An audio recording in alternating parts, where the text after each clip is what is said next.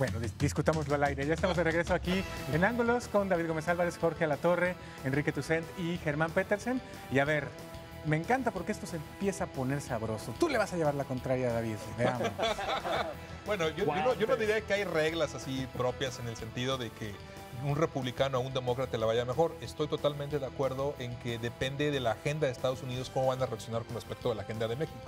El problema es que nosotros queramos que ellos nos resuelvan nuestra agenda cuando somos nosotros los primeros interesados en promoverla. Lo que ocurre es que efectivamente Obama empezó decisivamente con el Dream Act para poder darle esa oportunidad a los hijos de inmigrantes que se encontraban ya perfectamente insertados dentro de la sociedad norteamericana. Eso es un gran avance. Sin embargo, también enfrentó oposición del otro lado de los republicanos, cuya objeción era simple y sencillamente que no era un presidente de ellos, por no decir que era un presidente de una raza diferente, para hablarlo claramente. Sí, hay quien dice que incluso hubo racismo, ¿no? El principal problema es ese. Obama no va a cambiar de color, ni aunque se le haga como Michael Jackson. Entonces, ni aunque estudie en Harvard. Entonces, simplemente no le van a votar nada, pero además enfrentó una posición interesante con un tipo de demócrata que la gente no conoce, porque no todos los demócratas ni todos los republicanos son iguales. Exacto. Dentro de los demócratas hay unos que se conocen como Blue Dog Democrats. Los demócratas que podrían ser como el perrito triste, por llamarlo de alguna forma, el perro guardián, no Blue, pero es Blue, no es el Guardian Dog, no es el Watchdog, es el Blue Dog, el cual va a cuidar los intereses corporativos de los sindicatos o intereses conservadores. Los demócratas estadounidenses no van a tener la misma agenda que los demócratas del oeste de Estados Unidos en California o los demócratas de Nueva Inglaterra. Estos demócratas tienden a votar más conservadoramente hacia el lado de los republicanos. ¿Qué pretende Obama en su segundo término? Ahora sí avanzar con una reforma migratoria integral.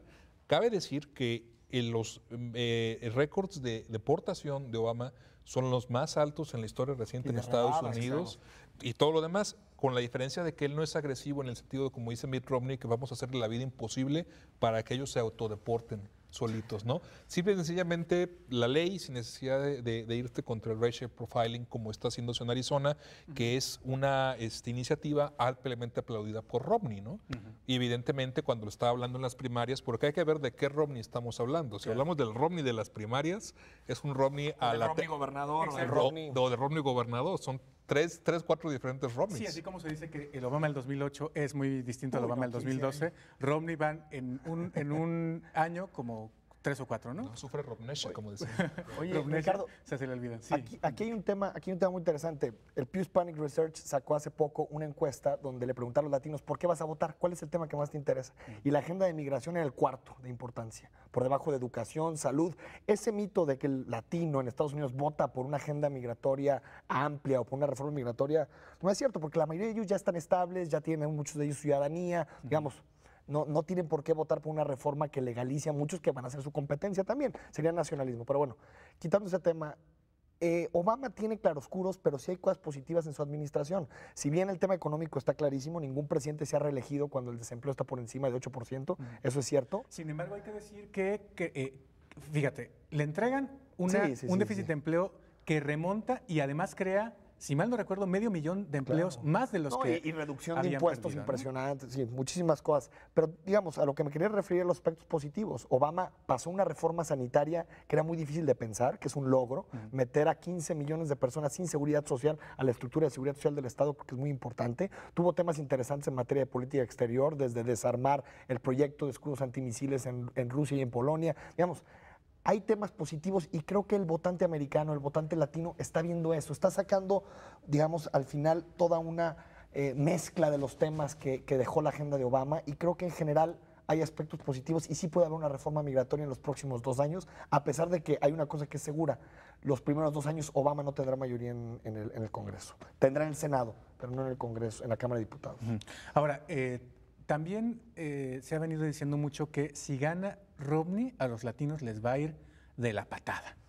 ¿Eso es cierto? Yo creo que tampoco. Es difícil pensar que se pueda, digamos, profundizar más, digamos, la serie de deportaciones y de medidas antimigrantes que ya están ocurriendo.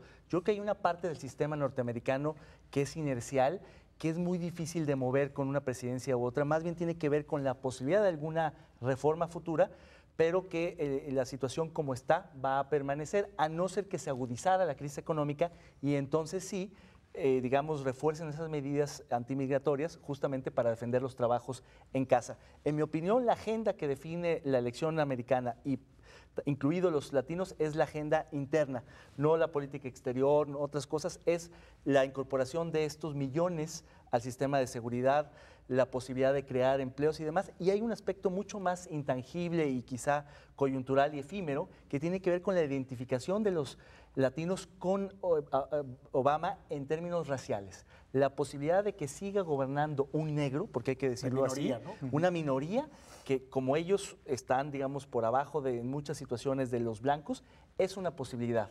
Yo creo que ese es el factor primordial en los grupos de enfoque que motiva mucho a los negros, a los latinos y en general a las minorías a seguir votando por esa posibilidad. Sí, justamente, y quisiera retomar un comentario que publicaste tú ayer en el Informador, en el Tapatío Cultural, que es que efectivamente el hecho de que haya ganado un negro la elección en Estados Unidos tiene muy empoderados a muchos latinos que ya ven un latino por ahí en el 2018 o en el 2025 en la presidencia de Estados Unidos. Lo que yo ponía es que era mucho más fácil que llegue un latino a la Casa Blanca, que llegue a la Moncloa, al Downing Street 10, que digamos el sistema de incorporación de las minorías en Estados Unidos, lo que le llaman el melting pot, hace mucho más fácil el ascenso de estas minorías en el sistema político. Incluso ya hay nombres de importantes líderes, particularmente demócratas, que están ascendiendo. Julián Castro, Bill Richardson. ¿Villarraigosa puede? Villarraigosa, claro. ¿Es hijo de norteamericanos? Sí. Sí, ya es nacido allá. También Julián Castro. Sus padres se nacionalizaron norteamericanos y ya es con eso califica. Okay. Entiendo que sí, porque Bill Richardson nada más nació aquí. Sí. Él es de padre y madre americano, ¿no? Nada más que nació en la Ciudad de México. Pero está Mel Martínez con los republicanos. ¿Texas es el que te referías, Castro? No. Julián Castro es el alcalde de San Antonio. San Antonio, perdón. Y que además de que es un líder latino en ascendencia, es un líder muy joven, tiene 30 y tantos años, ¿no? Sí. Claro, y que además ahí digo, que si le va a ir mal a los latinos o no, si en caso, yo digo improbable, pero en caso de que llegue Romney, pues yo creo que más bien tendríamos que estar analizando, como decía David, las estadísticas relacionadas con la economía en Estados Unidos, porque realmente tenemos un resquebrajamiento estructural de la frontera norte, lo cual de alguna u otra manera no es tan grave para quienes ya están allá, sobre todo quienes están empleados, sino más bien para quienes tienen aspiración de irse. Y ahí sí hay un problema mucho más estructural que no tiene que ver con una coyuntura electoral, tampoco tiene que ver con variables estrictamente políticas, sino con la estructura económica de Estados Unidos que está haciendo que sea menos opción irse de migrante. Qué bueno que lo mencionas, porque efectivamente durante algún tiempo los mexicanos vivimos creciendo con el American Dream, ¿no? Nos queríamos ir todos a trabajar a Estados Unidos porque ya ganabas en dólares y bien padrísimo. Pues no, ahora no hay empleo y sufres más y tal, y mucha gente se ha regresado. La economía norteamericana lleva 14 meses seguidos creciendo y lleva 5 que revirtió la tendencia a no generación de empleo. Me refería más bien a que la economía en México no está tan notablemente mal comparada con la de Estados Unidos como para que ya sea tu única opción irte, ¿no? Más bien se va la gente luego por cuestiones de violencia hoy que por cuestiones económicas, ¿no? La relación entre el crecimiento del Producto Interno Bruto en Estados Unidos y la migración México-Estados Unidos tampoco es tan clara. Evidentemente, digo, hay una cuestión hasta de información de qué tanto está creciendo la economía ya para que se vayan y otro tipo de variables en medio. Pero ahí sí habría posibilidades. Ahora también la posibilidad que tendría Romney de emprender medidas antiinmigrantes estaría muy limitada por varias cuestiones, empezando por medidas de derechos humanos y leyes y etcétera, pero también por lo empoderados que crearían los latinos con un partido demócrata fuerte. Muy bien. Para terminar, Jorge, porque no quisiera dejar de abordar este asunto, se están definiendo otras cosas en la elección de este martes. Se votan cualquier cantidad de cosas en todos los estados. Hay que recordar que ya tienen la figura de plebiscito, referéndum y o consulta durante la elección. Y una cosa que tiene que ver con la seguridad de México tiene que ver con la marihuana.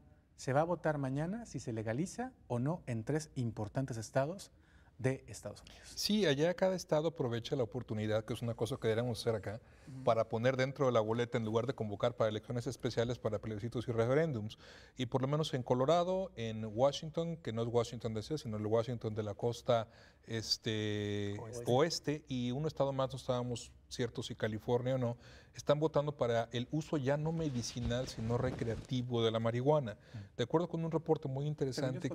También es Colorado, sí. De acuerdo con un reporte muy interesante que saca el Instituto Mexicano para la Competitividad, IMCO, esto implicaría un golpe de cerca del 50% de las ganancias del cártel de Sinaloa. En este sentido, sería muy interesante ver si en Estados Unidos van a acabar legalizando la marihuana antes que nosotros y vamos a quedar otra vez más en ridículo. Entonces, eso es una parte importante que nos puede pegar dentro de nuestra seguridad. Sí, porque entonces ellos van a seguir produciendo la misma mota y luego no tendrán dónde venderla y tan cara. Y ¿no? van a empezar a buscar alternativas de financiamiento.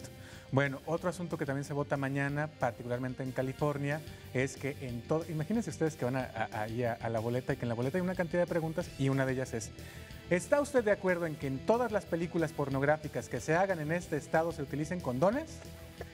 Y la gente va a poner ahí si yes or not, ¿no? Porque hay una tendencia de crecimiento en las enfermedades sexualmente transmisibles y resulta que a la hora de hacer las investigaciones de quién contagió a quién, no solo el VIH, eso es muy importante, pues resulta que se ven acostados por la fantasía con un actor o una actriz porno.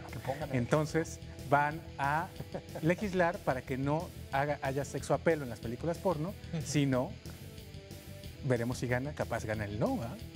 Así, no importa, nos queremos seguir contagiando de gonorrea y sífilis, no importa.